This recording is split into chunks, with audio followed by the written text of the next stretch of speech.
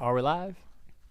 We're live. We're live. Hey, everybody, it's Dale Jr., and this is the Ask Jr. portion of the show. I'm thankful that you're tuning in. We're having fun today, and even more fun now that you're here. The Ask Jr. portion of the show is brought to you by Xfinity and promoting their high-speed Xfinity Mobile. The customers with Xfinity Mobile get exclusive access to Wi-Fi speeds up to a gig in millions of locations worldwide or nationwide. And with its nationwide coverage, you know that it'll always come through in a clutch, man.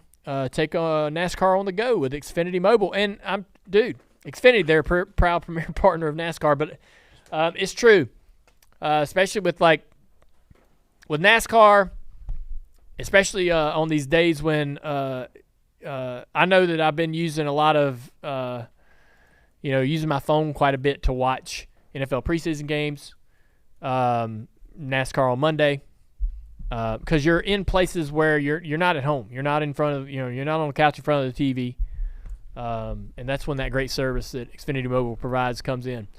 Handy is kind of when you're trying to watch all that shit on your phone, maybe at your daughter's dance class or somewhere. It's a good place to watch. Yeah. I've watched my fair share of right. NASCAR races at dance recital. Yeah, going to my sister's. Hey, shout out to the YouTube chat to Ron, who says this is his first time being able to watch live. All right, man. Welcome, hey, Ron. I don't know how many first timers we got in there. Everybody yes, let us know. If you're a first timer, do you put F in the chat? Put F in the chat if you're a first timer, and right. I'll find someone to shout out. Yeah, I got the first question for you. Go ahead. This is from Jamie. What are your thoughts on the whole Kyle Larson, Max Verstappen debate that was going on? I think it was last week. Larson said that he could. I love this debate. Read the quote so we don't misquote Mr. Lawson. He said, Larson. "I'm the best. Max stinks." That was his quote. No. As I pull up the quote, it was basically that. No, he said. I'll summarize it. He basically said most things open wheel. Max would definitely beat him, but he said he feels pretty good about his chances in anything closed wheel, dirt, that kind of stuff. And so he felt like he was better. He said that in those disciplines. Here, right? I got it. There's no way Verstappen can get into a sprint car and win the Knoxville Nationals. There's no way he can go win the Chili Bowl. There's no way he can go win a cup race at Bristol. There's probably no way I can go win Formula One race at Monaco, but I think I'd have a better shot at him just because of the car element. Yep. And he said, you can quote me on that. Yep. He said, so therefore I think I'm better. Essentially. Yeah. And then Max's comment. Max came back. Mm-hmm. Oh, there's a lot of Fs in the chat, by the way. Good. Yeah. So Max came back and had a comment. Yes, he did. And he said, hold on, I got it. What did Max say? What do y'all think Max said? I think you'll be a little surprised. I was hoping Max would chirp back. He said, we should not have the debate because everyone is good in their own right. I wouldn't be good in dirt. Maybe if I practice, I don't know. I think at the end of the day, a good racing driver picks up things quite quickly. Yeah. Oh, that was a little more than I thought he said. So I don't know Max. I've never met him, but I do follow his career, and I guess you could say if I'm pulling for anybody outside of Daniel Ricciardo, I'm pulling for Max. And so I was hoping, and I think Larson's not wrong. I think that Larson's got a point. But I would love to see this battle continue, even verbally. When we look back at some of the cool moments between, in other scenarios like this, I think back to Race of Champions when Carl Edwards beat Michael Schumacher. Now, when Michael Schumacher was racing, in my mind, I just put him at the very top of the mountain. In my mind, personally, I was thinking Michael Schumacher is the greatest driver in the world today. And then there's the rest of us. And then Carl Edwards beat him in the Race of Champions, and I believe that was overseas. And so Carl was probably more out of his element than Michael was out of his, even though they were kind of driving a unique discipline that neither one of them spent a ton of time in. I do believe that everybody thought that Michael would easily win that race, and Carl wins it. And I was so proud of NASCAR in that moment because it was a bit of an underdog win. And it's probably one of the coolest things I'd ever seen Carl Edwards do, a guy that's done a lot of really incredible things in our sport. So, I like this argument. I don't love the argument. I love the two guys talking about it. I love the two stars sort of reacting to it. I'm even thankful that Max even had a comment. He could have just ignored it altogether and thought it was beneath him. But I'm glad that, hopefully the fans will demand some resolution. Or maybe there's a way for them to come together and share rides even. Well, how cool would that be to see Kyle Larson tutoring Max in a Winged World of Outlaw or sprint car. So that would be awesome. And we've seen the crossovers where, they go to Watkins Glen and a Formula One guy gets in a cup car and a cup car gets in a cup driver gets in an F1 car and they ride around and show off.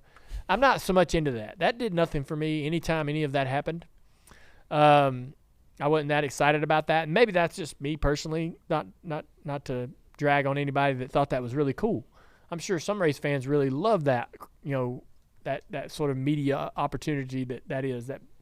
But I'd love to see it more on a personal level where, Max would come over here and Larson could take him to a nondescript location to show him how to race on dirt or show him just to have a little fun play day outside of the media. And Larson's team and Max's team control the content, and they show what they want us to see. And so, that'd be a cool way for it to go down. It'd be amazing if it could be anything connected to High Limit, because High Limit's killing it, right? Just killing it. And so that would be a big feather in their cap. Anyhow, great conversation. Bold of Larson. But the dude, believes in his abilities. We asked the YouTube chat who wins in a race in even cars, and we're seeing a lot of Kyle Larson comments, which I think would make sense given we're a NASCAR show, but it would be awesome to see. This next question is coming from Evan. What are your thoughts on Sam Mayer going to Haas factory team in the Xfinity Series next year? I'm excited about it. I think Sam in our building has sort of, I don't want to say he's peaked or he's reached his potential because he's not. I think there's a lot more in Sam. He's got a lot of maturing still yet to do, and I mean that in a good way. There's a lot of upside in Sam Mayer. He can win races, but he still has some things to clean up, and I think once, he's winning a couple races a year as he is, and I think when he does polish and clean up and get better, he'll double that win total and win more regularly. And I think that there is true talent in there, but I just feel like that we as a company have helped him develop all we can and to a point, and we've kind of done this for so many years that we're all out of ideas on how to continue that progression, right? And it's probably better for him to go to a new pasture, new ideas, a new set of eyes on him, new leadership, new people around him that might see other ways to clean him up and help him continue to progress and continue to become the race car driver he wants to be. I think, I told Sam this. He has, he's young and he's, he gets frustrated. He's motivated. He's a hard, he wants to win, and he gets, he's not a pushover by any means, but never one time did he come in this building and dog the car or complain about his situation with his team or crew chief. I've never had an issue with anybody in his circle, family, or anybody connected to him, hammering on me or the company to get things going. And so,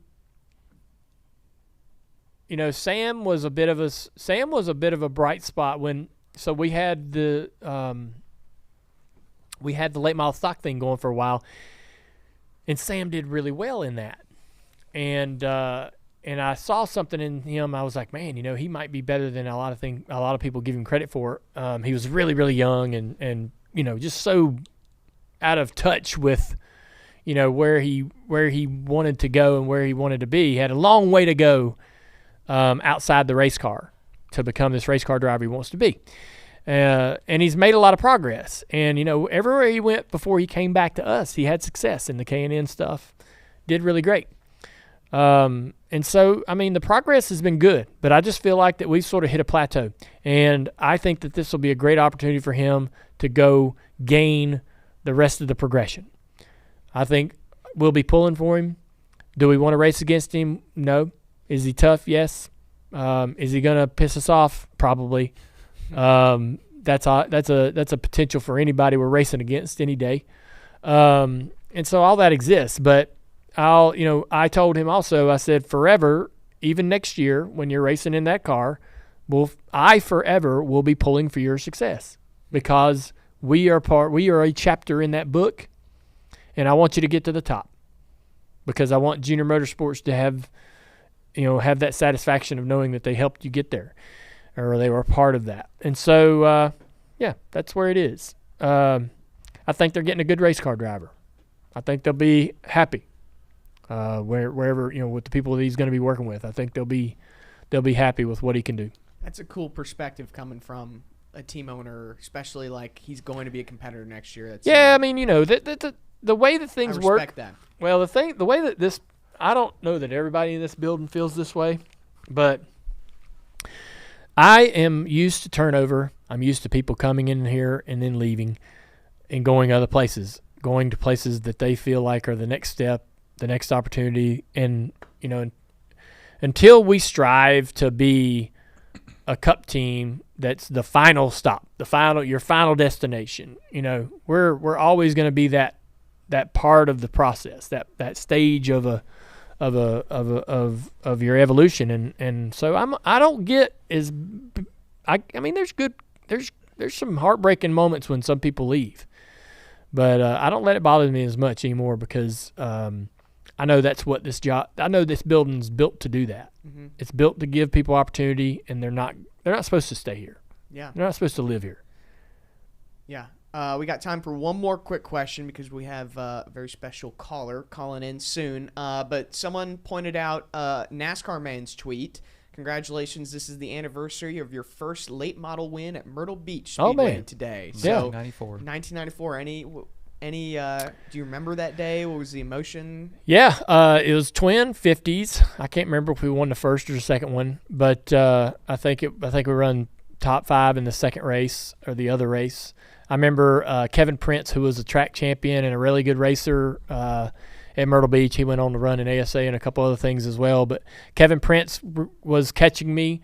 He had been better than me. I was new to the track in my first year, and so he was running me down there in the last couple of laps. I was running out of tire quickly, and I remember him getting to my bumper in the final corner. But if he'd had another lap, he'd have probably been able to move me out of the way. But we were so thrilled.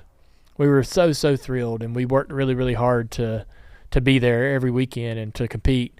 And it was a tough little racetrack with a lot of tough competition. And but that was a great night. That car's here in the shop, right?